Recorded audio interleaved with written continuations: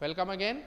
हमने बात की थी कि जो यशोधर पंत के स्टाफ वाले जो उसके जूनियर कर्मचारी हैं वो उन्हें सिल्वर वेडिंग जो उनकी शादी की सालगिरह को जो 25 वर्ष पूरे हो गए थे उसके लिए उनसे पार्टी लेते हैं और 30 रुपये की बात की जाती है। सारा सेक्शन जानता है कि यशोधर बाबू अपने बटुए में 100-150 रुपये हमेशा रखते हैं। भले ही उनका दैनिक खर्च नगण्य है, न के बराबर खर्च होते हुए भी उनकी एक आदत थी कि वह अपने बटे में 100-150 रुपये हमेशा रखते थे। और तो और बस टिकट का खर्च भी नहीं, गोल मार्केट से सेक्रेटेरिएट तक पहले साइकिल में आते जाते थे, इधर पैदल आने जाने लगे हैं क्योंकि उनके बच्चे आधुनिक युवा हो चले हैं और उन्हें अपने पिता का साइकिल सवार होना सख्त नागवार गुजरता है।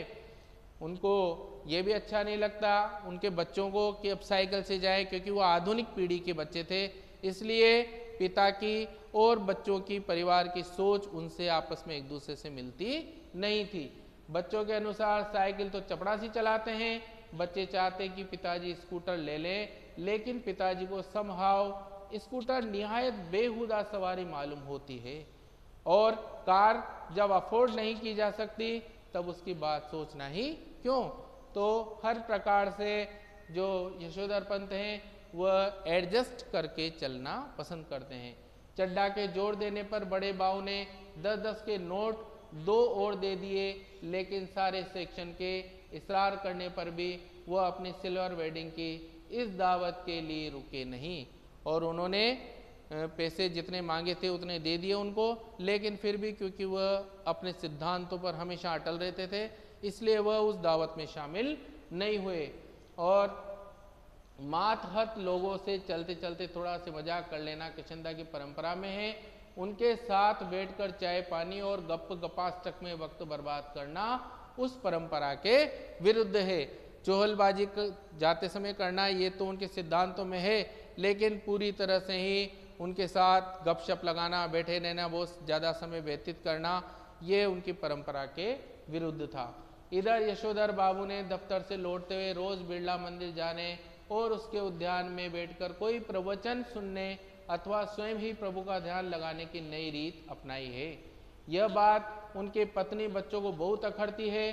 बब्बा, आप कोई बुढ़े थोड़ी हैं जो रोज रोज मंदिर जाएं, इतने ज़्यादा व्रत करें, ऐसा कहते हैं वो। यशोधर बाबू इस आलोचना को अनसुना कर देते हैं। सिद्धांत के धनी की किशनदा के अनुसार यही निशानी है और उनके जो परिवार वाले उनको ये बात अच्छी नहीं लगती कि वो मंदिरों में जाएं, सत्संगों में बैठे, क्योंकि परिवार का मानना था ये तो बूढ़े लोगों का काम है। लेकिन यशोधर बाबू उनकी आलोचनाओं को अनसुना कर देते थे और वह अपनी परंपराओं को पूर्ण रूप से निर्वाह करते थे। बिरला मंदिर से उठकर यशोधर बाबू पहाड़गंज जाते और घर के लिए साग सब्जी खरीद लाते। किसी से मिलना मिलाना हो तो वह भी इसी समय कर लेते हैं, तो भले ही दफ्तर 5 बजे छूटता हो वह घर 8 बजे से पहले नहीं पहुंचते और अपने इन्हीं कार्यों में व्यस्त रहने के कारण वह घर पर भी 8 बजे से पहले कभी नहीं पहुंचे। आज बिरला मंदिर जाते हुए यशोधर बाबू की निगाह उस अहाते पर पड़ी जिसमें कभी किशनदा का 3 बेडरूम वाला क्वार्टर हुआ करता था और जिस पर इन दिनों एक 6 मंजिला इमारत बनाई जा रही थी। और जो उनके आदर्श थे किशनदा, उनका जो मकान था, कभी उनका क्वार्टर जहाँ हुआ करता था उस स्थान पर उनकी निगाह पड़ी और वहाँ उन्होंने क्या देखा कि 6 मंजिला इमारत बनाई जा रही है। इधर से गुजरते हुए कभी के DIZ एरिया की बदलती शक्ल देखकर यशोधर बाबू को बुरा सा लगता है। ये लोग सारा गोल मार्केट क्षेत्र तोड़कर यहाँ एक मंजिला क्वार्टरों की जगह ऊंची इमारतें बना रहे हैं। यशोधर बाबू को पता नहीं कि वे लोग ठीक कर रहे हैं कि गलत कर रहे हैं। उन्हें यह जरूर पता है कि उनकी यादों के गोल मार्केट के ढहाए जाने का गम मनाने के लिए उनका इस क्षेत्र में डटे रहना निहायत ज़रूरी है। उन्हें एंड्यूसगंज, लक्ष्मीबाई नगर, पंडारा रोड आदि नई बस्तियों में पद की गरिमा के अनुरूप D2 टाइप क्वार्टर मिलने की अच्छी खबर कई बार आई है, मगर हर बार उन्होंने गोल मार्केट छोड़ने से इनकार कर दिया है।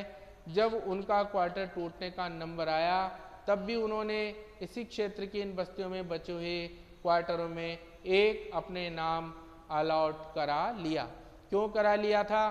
क्योंकि किशनदा के साथ उनकी यादें वहाँ पर बसती थी, इसलिए वो उस स्थान को नहीं छोड़ना चाहते थे। पत्नी के यह पूछने पर कि जब यह भी टूट जाएगा तब क्या करोगे, उन्होंने कहा तब की तब देखी जाएगी, कहा और उसी तरह मुस्कुराए जिस तरह किशनदा यही फिक्रा कहकर मुस्कुराते थे। सच तो यह है कि पिछले कई वर्षों से यशोधर बाबू का अपनी पत्नी और बच्चों से हर छोटी बड़ी बात में मतभेद होने लगा है और इसी वजह से वह घर जल्दी लौटना पसंद नहीं करते। जब घर के अन्य सदस्यों के साथ जब उनका सामंजस्य नहीं बैठ रहा था, पीढ़ी का अंतराल बीच में आ रहा था, इसी कारण से वह परिवार से भी धीरे धीरे कटते जा रहे थे। जब तक बच्चे छोटे थे तब तक उनकी पढ़ाई लिखाई में मदद कर सकते थे। अब बड़ा लड़का एक प्रमुख विज्ञापन संस्था में नौकरी पा गया है।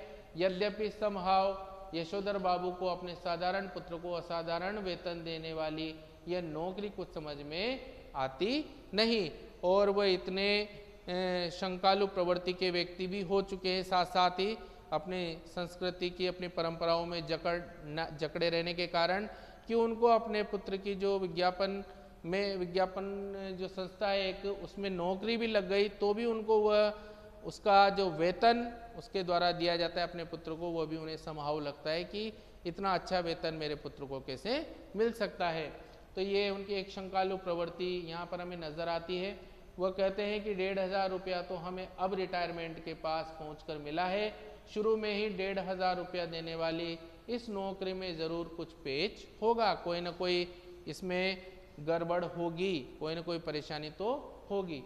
यशोधर जी का दूसरा बेटा दूसरी बार IAS देने की तैयारी कर रहा है और यशोधर बाबू के लिए यह समझ सकना असंभव है कि जब यह पिछले साल एलाइड सर्विसेज की सूची में माना काफ़ी नीचे आ गया था तब इसने ज्वाइन करने से इनकार क्यों कर दिया। उनका तीसरा बेटा स्कॉलरशिप लेकर अमेरिका चला गया है और उनके एकमात्र बेटी न केवल तमाम प्रस्तावित वर अस्वीकार करती चली जा रही है बल्कि डॉक्टरी की उच्चतम शिक्षा के लिए स्वयं भी अमेरिका चले जाने की धमकी दे रही है। 3 पुत्र हैं, 1 पुत्री है और वह सभी से लगभग असंतुष्ट से नजर आ रहे हैं। यशोधर बाबू जहां बच्चों की इस तरक्की से खुश होते हैं वहां समहाउ यह भी अनुभव करते हैं कि वह खुशहाली भी कैसी जो अपनों में परायापन पैदा करे। ये बहुत ही महत्वपूर्ण बात यहाँ पर हमें नजर आ रही है। उनका मानना था कि तरक्की बहुत अच्छी बात है, लेकिन यदि अपनों को अलग करके वह तरक्की मिलती है तो इसी तरक्की का भला क्या लाभ। और उनको यही अपने परिवार में नजर आने लगा था। अपने बच्चों द्वारा गरीब रिश्तेदारों की उपेक्षा उन्हें समहाउ जस्ती नहीं। परिवार के लोग ऐसा भी करते थे कि उनके जो गरीब रिश्तेदार थे उनको वो पसंद नहीं करते थे। अब तो ये भी बात उनको यशोधर बाबू को अच्छी नहीं लगती थी।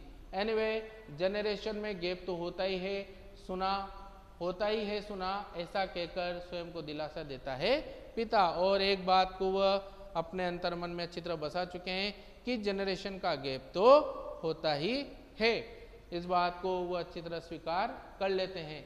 यद्यपि यशोधर बाबू की पत्नी अपने मूल संस्कारों से किसी भी तरह आधुनिक नहीं है, तथापि बच्चों की तरफदारी करने की मातृ सुलभ मजबूरी ने उन्हें भी मोड़ बना डाला है। लेकिन जहाँ एक और यशोधर बाबू का व्यवहार इस प्रकार रूखा सा है, वहीं उनकी जो पत्नी है वह अपने बच्चों के साथ पूरी तरह ढल जाती है और वह आधुनिकता को किसी न किसी तरह से स्वीकार कर ही लेती है और मॉडर्न बन जाती है। कुछ यह भी है कि जिस समय उनकी शादी हुई थी यशोधर बाबू के साथ गांव से आए ताऊजी और उनके 2 विवाहित बेटे भी रहा करते थे। इस संयुक्त परिवार में पीछे बहुओं में गजब के तनाव थे, लेकिन ताऊजी के डर से कोई कुछ नहीं कह पाता था। संयुक्त परिवार में रहने के कारण काफ़ी उनके अनुसार उन्होंने काफ़ी कष्ट उठाए होंगे वाईडी जो पंत यशोधर पंत थे उनकी पत्नी ने, इसीलिए शायद वह अब खुल के जीवन को जीना उन्हें अच्छा लग रहा है। तो यशोधर बाबू की पत्नी को शिकायत है कि संयुक्त परिवार वाले उस दौर में पति ने हमारा पक्ष कभी नहीं लिया, बस जिठानियों की चलने दी। उनका यह भी कहना है कि मुझे आचार व्यवहार के ऐसे बंधनों में रखा गया मानो मैं जवान औरत नहीं बुढ़िया थी। जितने भी नियम इनकी बुढ़िया ताई के लिए थे वे सब मुझ पर भी लागू करवाए। इस प्रकार की सोच के कारण यशोधर बाबू की जो पत्नी थी वह पूर्ण रूप से आधुनिक बन गई थी। यहाँ तक हमने दोनों की चारित्रिक विशेषताओं के बारे में थोड़ा थोड़ा परिचय लिया है। अब इससे संबंधित जो कहानी आगे उनके विचारों में किस प्रकार का परिवर्तन होना है या आगे की कथा में अब क्या मोड़ आने वाला है, इसके लिए हम बात करेंगे नेक्स्ट वीडियो में। तब तक के लिए धन्यवाद।